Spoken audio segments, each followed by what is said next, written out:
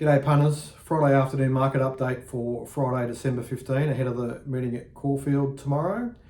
Not much point talking about what happened in Ballarat last week. We had race day rain and track downgrades and a lot of race day scratching, so best just left where it is.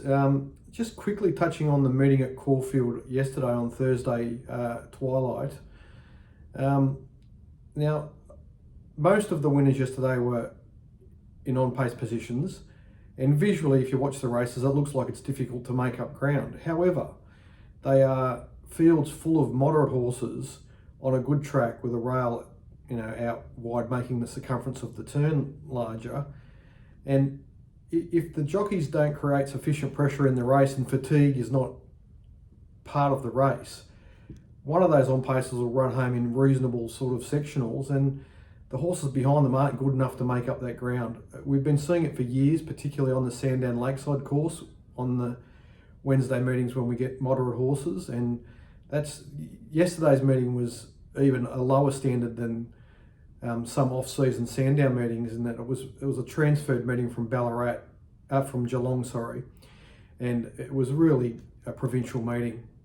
And I think the track, there was nothing in the lanes particularly, and if there was sufficient pressure in the races, we did see some horses making ground, and there were three winners that weren't technically on pace across the card.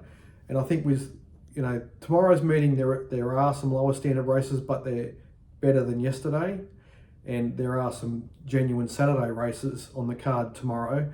So I think the track will look a lot better with better horses on it, and if there's sufficient pressure, I don't think making up ground in the wider lanes will be an issue. So, we'll just see how that goes. And certainly, it's off-season racing, so front and half positions are preferred, but I don't think it's anything to do with lanes. It's more about the type of horses and whether fatigue becomes a factor in the races or not.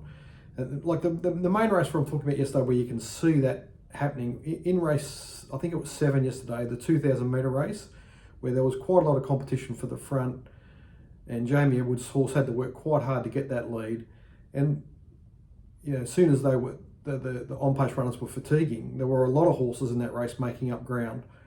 So I think with the right amount of pressure, we'll see that type of situation tomorrow.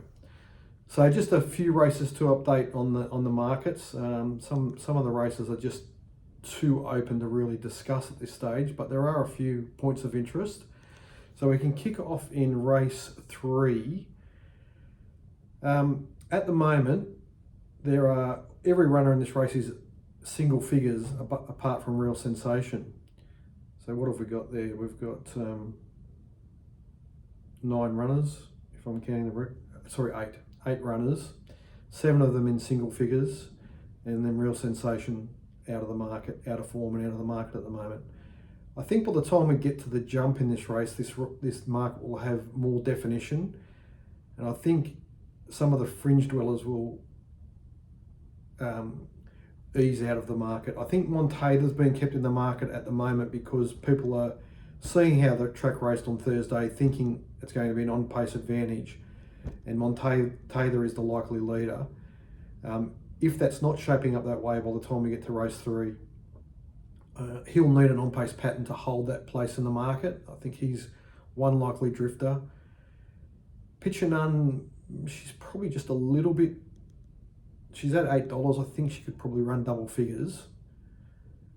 So She Can Fly is a difficult runner to assess. She's quite talented in first up, but she's going to be giving a start and fitness to some nice horses here. So I think there's a chance she'll start in double figures also. And Mr. Traficante looks like a weak point in the market to me. I would think he'll definitely run. He'll drift from his current mark of $8 well into double figures. So I think the horses that are primarily in the market at the moment, Foolproof's a favourite. If anything, I think he's likely to firm. He's currently the best price available is $3.40. I think he could start as short as $3. Piaggio's probably going to hold his place around he's currently $4.80, might be $5 to $5.50. And Aisha's got credentials for sure. I think she'll have supporters and will trade in the sort of $6.50 to $7.50, maybe $8 range. So yeah, real interesting race, but I think there's just a lot of percentage being taken up by fringe dwellers here, where they're looking at speed map scenarios to keep them in those places. And if things pan out as I expect, I think they will ease out of the market. Let's go over to race 4. So look, this is a low quality race, mares, and the only genuine Saturday City class horse in this field, potential wise, is Running By. She's only won the one race, but she's done enough in her short career to show that she could measure up to certainly Saturday grade. So she stands out. I think she'll, all the market attention will be on her, and she's at 230, but she could run shorter. And yeah, I'm finding it difficult to see how she could run much longer. She might touch 250, but I think that would be the top of the market, the way I'm looking at it. There are a few weak points in this market. Rumbled again feels quite well found. I think he'll ease from his current price of $7 to maybe $9, $10. The GK is a difficult one. She can pull a performance out, and she's the likely leader here. So she's the horse I had the most difficulty with in this race. So it'll be very interesting to see where she goes. She's only had the one run back, was over 1100, so she's stepping quickly from 11 to 14, but it was quite a eye-catching win, winning from last at Ararat, which is not an easy thing to do, albeit coming underneath the field. Long Tom Dreaming's got credentials. He's about her right price. Couldn't imagine her running any shorter than the current 550, but certainly comes to town in form. Quang Tree's got some old credentials and gets blinkers on. Sort of doesn't seem to be in prime form, but I could see circumstances where the market might get interested in her. She could go either way. So then that's about it. But I think all the attention here will be on Running By, and my thoughts are she'll probably run a little bit shorter than her current 230. Similar setup in race 5, where we've got one genuine Saturday class horse here, certainly with that level of potential anyway, and Is It Me, and then a very moderate group behind her. It's hard to see where the market could go as an alternative. It's just a fairly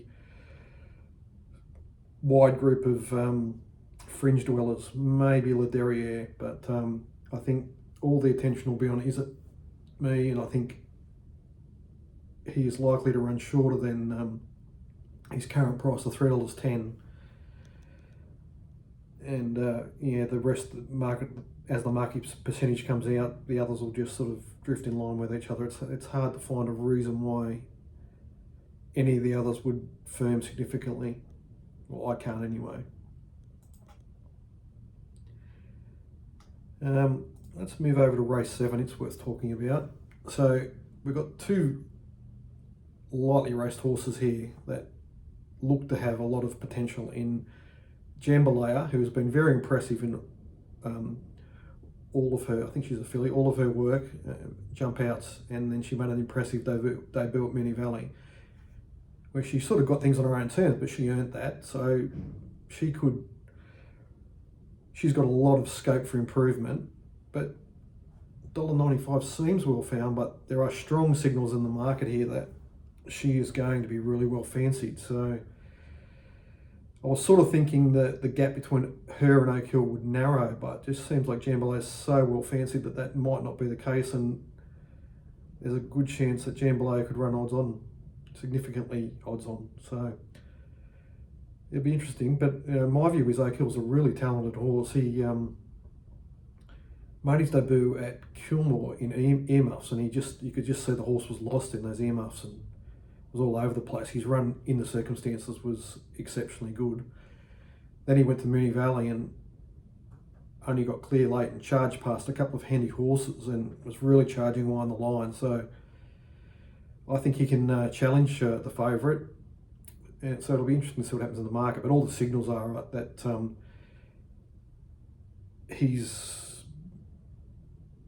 there's no signals that he's going to shorten from 550 yet. That could change, but he's got strong connections, and there are strong signals that Jambalaya is going to run odds on. So it'll be interesting to see how that happens. The only other place the market can go here is Ginger and Pink, and she's currently 550. I would think she'll run closer to about $8 or $9. I'll just quickly touch on race 8. It's an open race. There are some signals around that Bel Air's well fancied here. His Handsome's been well tipped. He's currently the favourite at 370. I feel like he'll drift late. It's a good chance. I'm not saying he's out. It just feels like a little bit well found. I would be surprised if he runs favourite.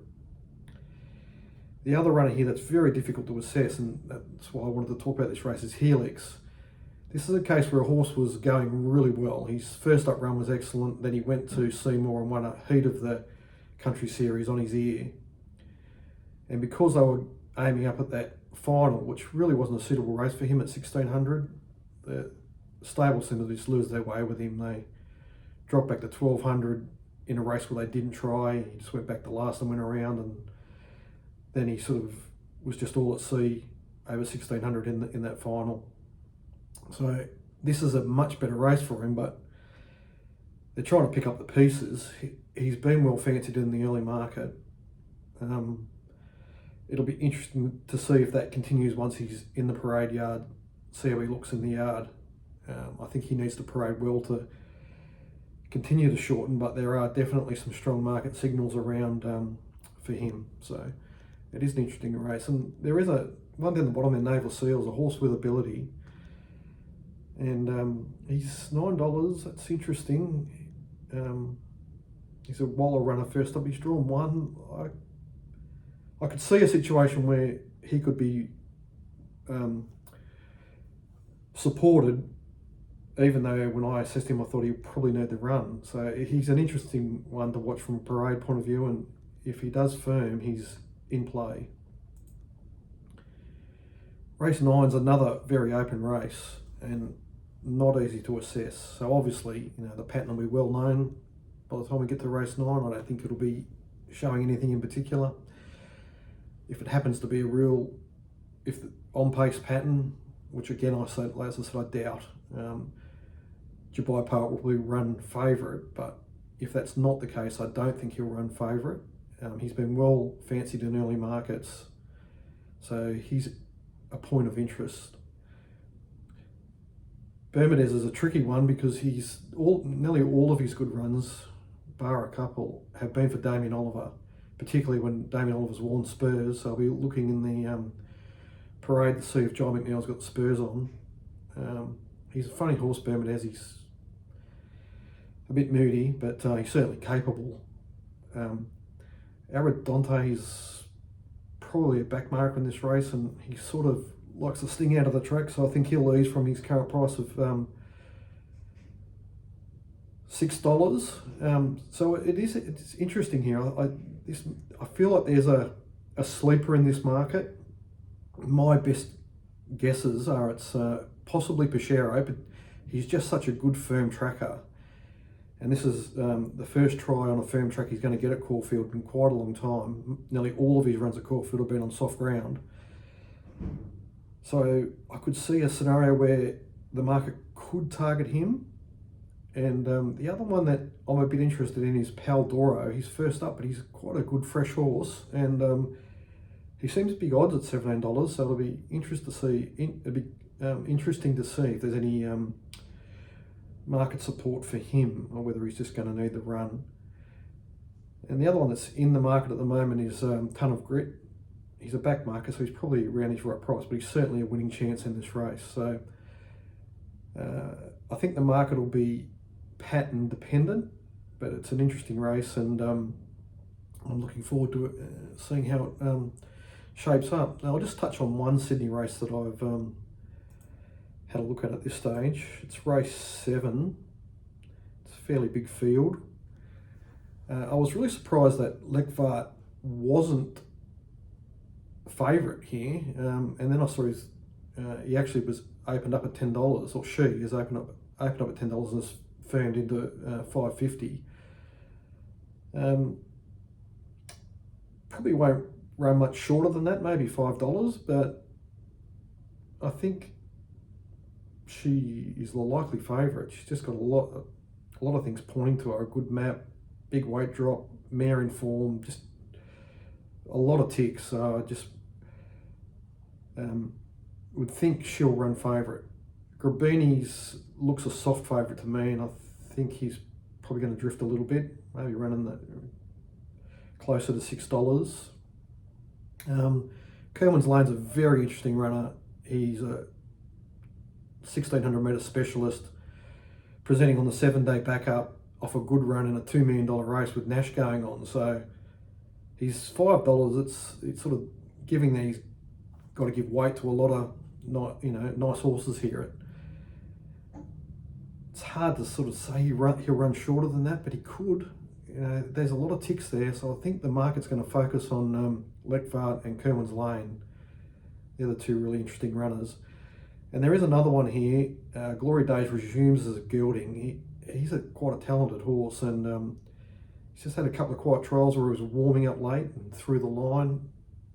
He could do something here, and if there's any support for him, that would get my attention. So interesting race, looking forward to it, and it's good to finally attack a set of meetings, punters, where we're not expecting race day rain, which we have, I think, 3 weeks in a row now. So nice firm tracks, and hopefully fair racing, and hopefully they'll all get their chances. Cheers, punters.